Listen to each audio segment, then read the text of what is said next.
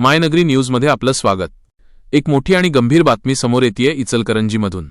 शासकीय वाहनांवर सेवा देणाऱ्या कंत्राटी वाहन चालकांवर उपासमारीची वेळ आली आहे। गेल्या 4 महिन्यांपासून वेतन थकीत असल्यानं या चालकांच्या कुटुंबांवर सध्या प्रचंड आर्थिक संकट कोसळलं आहे।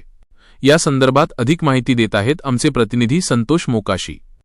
प्रशासकीय कामाचा गाडा हाकणाऱ्या या चालकांचा स्वतःच्या संसाराचा गाडा मात्र आता विस्कळीत झाला आहे। घरखर्च, मुलांचे शिक्षण आणि औषधोपचारासाठी या कामगारांना आता लोकांकडून हात उसने पैसे घेण्याची वेळ आली आहे। विशेष म्हणजे थकीत पगारासोबतच या चालकांनी आता आक्रमक पवित्रा घेतला असून संबंधित खासगी कंत्राटदाराचं टेंडर तात्काळ रद्द करण्याची मागणी लावून धरली आहे। बाहेरच्या कंत्राटदारांमुळे आमच्या कुटुंबांची पिळवणूक होत आहे, त्यामुळे हे टेंडर रद्द करून इचलकरंजीतील स्थानिक व्यक्तीलाच हे काम द्यावं, जेणेकरून स्थानिकांना रोजगार मिळेल आणि वेळेवर पगारही होईल, असं मत या वाहन चालकांनी व्यक्त केलं आहे। आता प्रशासन या गंभीर बाबीची दखल घेऊन या कुटुंबांना न्याय देणार का, हे पाहणं महत्त्वाचं ठरेल। बघत रहा मायनगरी न्यूज। इचलकरंजीच्या प्रत्येक घडामोडीसाठी आमचे विशेष बुलेटिन।